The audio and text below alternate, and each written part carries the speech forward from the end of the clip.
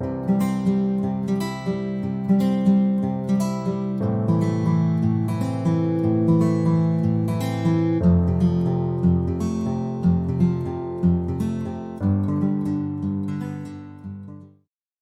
bienvenidos a este espacio. Estamos Ana Samitier y yo, Verónica Antón, que vamos a hablar sobre el cuerpo, la corporeidad, el impacto del COVID y las herramientas de la psicomotricidad, o las herramientas que la psicomotricidad nos puede ofrecer para afrontar todas estas vivencias asociadas y toda esta nueva realidad que estamos viviendo. Lo primero que nos planteábamos abordar con Ana era como poder pensar que esta pandemia que estamos atravesando nos ha puesto como en un nuevo marco, ¿no? Socialmente se habla de una nueva realidad. Nos gustaba la idea de pensar un nuevo marco en relación a, no solo en relación al cuerpo, que es lo que nos trae ahora, el cuerpo, la corporeidad, sino también a los modos de relacionarnos, a los modos de vincularnos, bueno, a los modos de trabajar, de educar, de producir, de desplazarnos, movernos, ¿no? Es como que esta pandemia ha afectado prácticamente todas las áreas, ¿no?, de nuestra vida cotidiana. Y en este nuevo marco que nos, digamos, que nos trae o que nos obliga de alguna forma a construir, pensamos en cómo la educación, cómo la escuela está haciendo con esto, ¿no? Cómo está construyendo este nuevo marco, que es un marco que involucra lo relacional, que involucra el contacto, ¿no? Y que de alguna forma nos hace repensar cómo vamos a acompañar todas las vivencias asociadas al COVID. No solo el COVID en sí como virus, como enfermedad, sino todas las vivencias que están asociadas y que generan el estar atravesando esta pandemia. Nos preguntábamos qué ha pasado con los cuerpos de las niñas, de los niños, de las adultas, de los adultos en este tiempo de COVID, y qué pasó con ellos en el confinamiento y también qué ha pasado con ellos a la vuelta de la escuela y cómo se puede dar la relación sin contacto corporal o con un contacto corporal muy limitado entre las niñas, los niños y las adultas, los adultos en la escuela, en una relación que normalmente involucraba y tendría que involucrar al cuerpo y al contacto corporal. Cómo cambia el diálogo tónico-emocional del que hablamos normalmente en psicomotricidad en este ámbito, en estas condiciones sanitarias y en este nuevo marco que se concibe y que, decíamos, todavía estamos empezando a conocer. Es un nuevo marco que atraviesa, que no está solo en la escuela, que no está solo en la realidad de las criaturas, sino que es un nuevo marco que nos afecta socialmente, que es un nuevo marco que nos afecta en las relaciones a lo largo de toda la jornada, a lo largo de toda la semana, no solo en tiempo escolar. Decíamos con Vero que a mí me gusta mucho escuchar a las maestras que ya no están diciendo únicamente ¡ay, qué incertidumbre! ¿Con qué incertidumbre nos tenemos que manejar? Sino que están diciendo estamos explorando por aquí, ¿no? Por ejemplo, en la manera de dar la bienvenida a las criaturas en el cole, el poder hacerlo agachada, mirando la cara, diciendo el nombre de la criatura,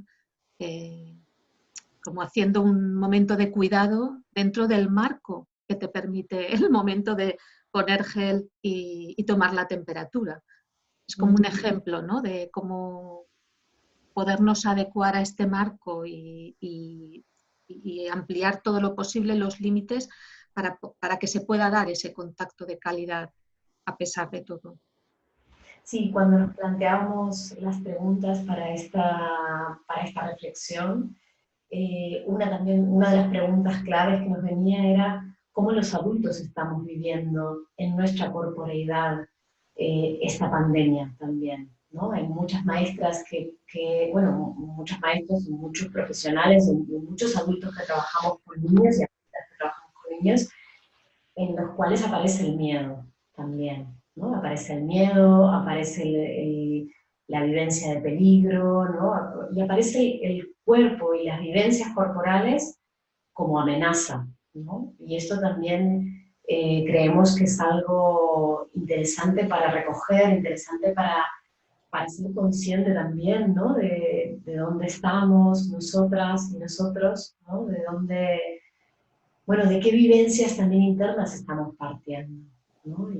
Bueno, y siempre nos viene la necesidad también de plantearnos en los equipos cómo esto se va a trabajar también, ¿no? Y cómo se va a acoger este miedo del adulto. Porque creo que hay como una tendencia a sobrevalorar, digamos, la negación de ese miedo también. Claro, y cómo podemos, el planteamiento de esta intervención era pensar cómo podemos servirnos de todo lo que nos ofrece el dispositivo de la psicomotricidad, eh, cómo podemos extrapolarlo al resto de la jornada para atender a esto, atender a lo que necesita ser expresado, explorado, vaciado, la tensión que necesita ser vaciada, elaborado. Y a qué situaciones nos podemos, qué situaciones podemos favorecer para que esto pueda ser. Sí, también a nivel teórico, ¿cómo podemos conceptualizar esto? ¿No? O sea, tenemos por un lado un nivel teórico y un nivel metodológico más práctico, ¿no? Pero creo que la psicomotricidad nos ha dado muchas herramientas teóricas para pensar esto que está pasando, ¿no? Para pensar que el cuerpo es más que el cuerpo físico, ¿no? Que el cuerpo es la corporeidad. Bueno, el cuerpo no es la corporeidad, que está la vivencia y está el concepto de corporeidad, que tiene que ver con estas vivencias corporales que van más allá de lo físico, ¿no? Que involucran lo emocional, que involucran lo simbólico, lo cultural, las representaciones de ese cuerpo también. Y creo que esto es importante también a la hora de que la escuela y los profesionales que trabajamos en el ámbito educativo nos paremos a pensar qué vivencias de cuerpo le vamos a dar a estos niños y niñas, ¿no? Y qué vivencias de cuerpo estamos teniendo nosotros como equipo y como adultos y adultas, ¿no?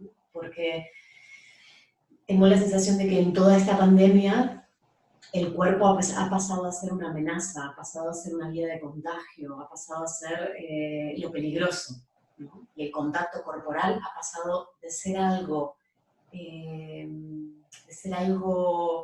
como nutritivo a ser algo peligroso, que tengo que valorar muy bien con qué medidas lo voy a tener, con qué personas lo voy a tener, ¿no? Es como algo que solamente medio año atrás ni nos planteábamos que podía pasar esto.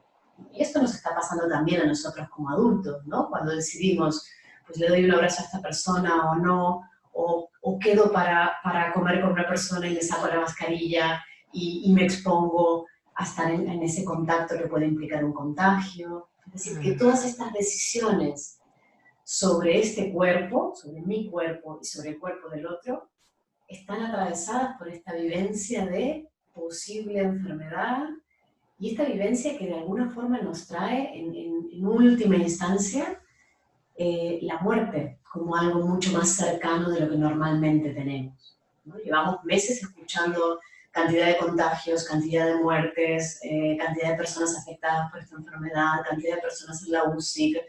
Esto está, ¿no? Con lo cual, esta angustia, que es una angustia tan profunda y tan nuclear para todos, que es la muerte, tanto la nuestra como de las personas queridas que tenemos a nuestro alrededor, está ahí, ¿no? Está ahí como un fantasma que yo tengo la sensación que es lo que está generando tanta angustia, tanta ansiedad, tantas fobias, tanta sintomatología en este tiempo, ¿no? Tanto en adultos y adultas como en niños y niñas. Están habiendo niños con trastornos de ansiedad importantes en este tiempo, ¿no? Entonces, ¿cómo podemos hacer para que desde la escuela, en la medida que podamos, y en la medida que estamos en un marco educativo y no terapéutico, podamos acoger y ayudar a elaborar todas estas vivencias para los niños y niñas, ¿no? Y también para nosotros como adultos, pero ahora nos vamos a centrar un poquito más en ellos, ¿no?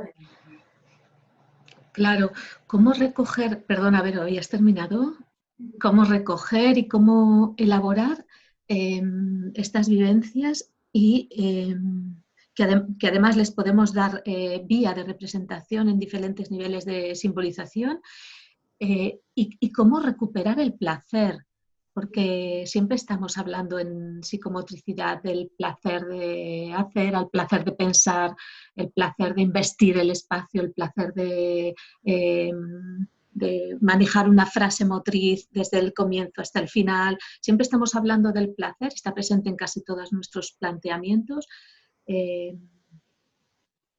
claro, y la pregunta es cómo dar cabida a esta expresión, esta elaboración y cómo recuperar el placer de la vivencia corporal. En el caso de las criaturas pequeñitas, por ejemplo, en plena construcción de su identidad, en plena recogida de datos placenteros de esa vivencia corporal, eh, ¿cómo favorecemos que esto esté presente, vuelva a estar presente? Sí, yo creo que ahí va a ser muy importante el trabajo que podamos hacer los adultos en relación a nuestro miedo para realmente poder estar disponibles corporal y emocionalmente a ese contacto que va más allá del tacto, ¿no? Citando o trayendo a Daniel Calmes, ¿no? Cuando hablaba del tacto y del contacto, ¿no? Mm, mm, Y él decía, ¿no? No se trata de tacto, sino de contacto. mm, mm. Y cómo el contacto, bueno, los psicomotricistas trabajamos mucho en eso, ¿no? Cómo ese contacto y ese reconocimiento del otro, ese encuentro con el otro, va mucho más allá del tacto, ¿no? Y puede estar dado por una mirada atenta, puede estar dado por un reconocimiento, por una palabra, por un gesto corporal mío que le está dando la pista al niño o a esa niña que le estoy mirando, que le estoy reconociendo, que le estoy validando esto que está haciendo, ¿no? Claro, Y creo que esto también, esta evidencia que estamos teniendo del cuerpo y del contacto físico como amenaza, no nos puede, digamos, también cortar estas otras formas de contacto, ¿no? Esto que tú decías, Ana, ¿no? Como la diferencia entre que un adulto, por ejemplo, al tomar la temperatura a un niño vertical, de pie, le ponga la imagen esta de la pistola en la cabeza, ¿no? sin pedirle permiso o no decir su nombre. Sin mirarle a los ojos, sin nombrarlo, ¿no? Es muy Mm, diferente a que yo como adulto me agache, me ponga a su altura, le mire a los ojos, le pida permiso y luego le tome la temperatura y le explique que le voy a tomar la temperatura, ¿no? Como esos cuidados que hacen al cuerpo, pero que hacen a toda la vivencia de la corporalidad, ¿no? Que hacen a esa vivencia del cuerpo, sí. esa vivencia de la relación también. Hablábamos de lo sutil ayer con una maestra, de lo sutil de las intervenciones, lo sutil de como la necesidad de estar muy atentas a nuestra corporeidad, a nuestra expresividad y ir parametrando, ¿no? Ir estando muy consciente de dónde está la mirada,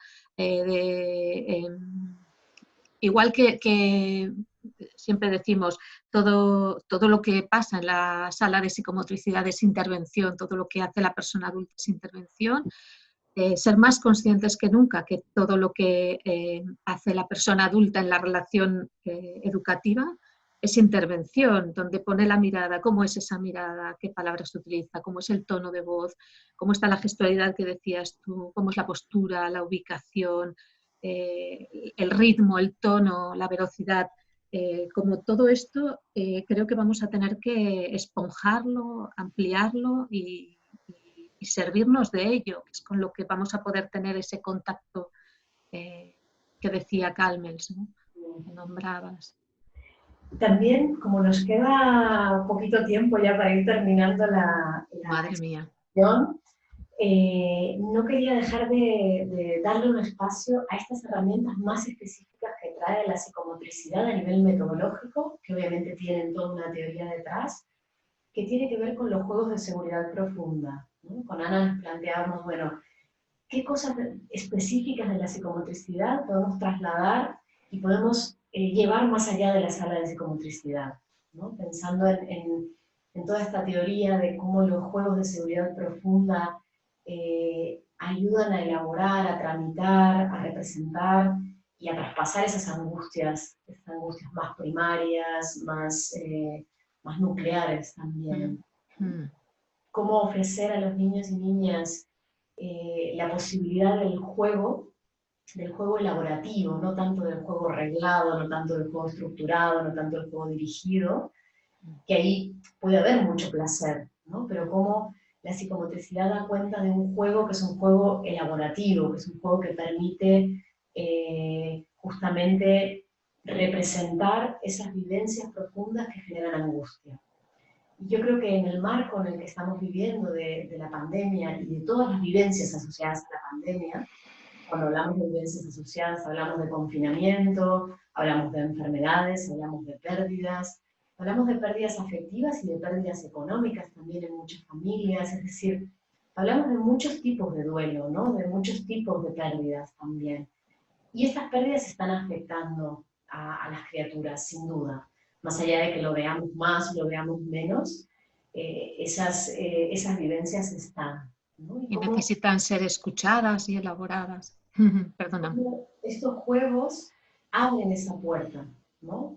Y sí que me sale para las personas que están escuchando esta exposición, que quizás no son psicomotricistas, poder nombrarlos también, ¿no? Poder hacer como una enumeración de qué juegos de seguridad profunda en este tiempo puede ser una herramienta muy valiosa y puede ser una herramienta que podamos ofrecer a las criaturas en el ámbito de la escuela también, y aunque no sea en el ámbito de la sala de psicomotricidad, que pueda ser en el ambiente donde está ese grupo, porque sí que es verdad que tenemos una limitación muy grande en cuanto a las normativas del uso de los espacios y el uso de los materiales, ¿no? Sí, qué espacios, qué materiales, qué tiempos podrían dar cobertura a esto, ¿no? Cobertura espacial, material. Podríamos nombrarlos, Ana, para poner... Sí, a poder hacer juegos de equilibrio-desequilibrio, por ejemplo. A poder... También mucho, que es una cosa que en los propios ambientes se puede hacer, tener telas de estas que usamos en psicomotricidad, que son un poquito elásticas, que son de algodón, que tienen un tacto muy, muy placentero también, y jugar a hacer envolturas, hacer arrastres, a construir espacios cerrados. Yo creo que el otro día, hablando con un equipo en una formación, hablábamos de, en un ambiente solamente con tener cajas y telas, todas las posibilidades que se pueden dar y todas las imágenes que nos evocan el confinamiento y la salida del confinamiento que se puede dar cuando les damos el espacio a los niños para construir casitas, por ejemplo. Como solo el hecho de poder construir espacios en donde nos podemos sentir seguros, podemos salir a encontrarnos con el otro y ya está representando esta vivencia que tuvimos del confinamiento y que los niños y niñas vivieron de una manera muy, muy, muy fuerte, ¿no? Como muy restrictiva. Ahora me haces recordar a algunas familias que contaron que estando confinadas, las criaturas jugaban mucho a hacerse casitas dentro de la casa, estando confinadas, que ya era una manera de representar lo que estaban viviendo. Decían, ¿cómo puede ser que se construyan un perímetro todavía más pequeño y todavía más cerrado y todavía más hermético? Y claro, es una manera de, ¿no?, de expresar y de elaborar aquello que están viviendo. Y la escuela puede dar fácilmente cobertura a esto, sí. Entonces tenemos los juegos de envoltura, los juegos... de aparecer y desaparecer. Desaparecer, que yo creo que son fundamentales en este tiempo también. Y es un juego que se adapta desde un niño muy pequeñito, desde un bebé prácticamente, a niños mucho más grandes también, porque luego tenemos el juego de aparecer y desaparecer que se transforma en un juego reglado del escondite, ¿no? Pero como, bueno, esto Daniel Calves lo describe muy bien en Del sostén a la transgresión, ¿no? Como los juegos, y los juegos de crianza, como estos juegos que permiten la elaboración de la permanencia, ¿no? De yo sigo existiendo aunque el otro no me vea, de alguna forma tienen una elaboración durante toda la vida, ¿no? Porque estamos toda la vida elaborando también. Si yo no veo al otro y si el otro no me ve, seguimos existiendo y el vínculo sigue existiendo, ¿no? Una niña en el confinamiento pequeñita que le dijo a su mamá, pero ¿y cómo mis amigas se van a acordar que yo existo si no me están viendo, ¿no? ¿Será que se van a olvidar de mí? ¿No? Entonces, esto yo creo que es muy importante a trabajar, y los juegos de aparecer y desaparecer creo que es una gran herramienta de la psicomotricidad para ayudarnos a elaborar, o para ayudarles a los niños y niñas a elaborar esta vivencia de haber estado tanto tiempo confinados y pasar luego a vernos, ¿no? Y que a la vez sabemos que es una realidad que se va a ir repitiendo, ¿no? Que vamos a pasar por confinamientos parciales y luego volver de vuelta a la escuela, con lo cual creo que es una herramienta que nos podemos llevar y que nos va a servir para acompañar todo este curso escolar también.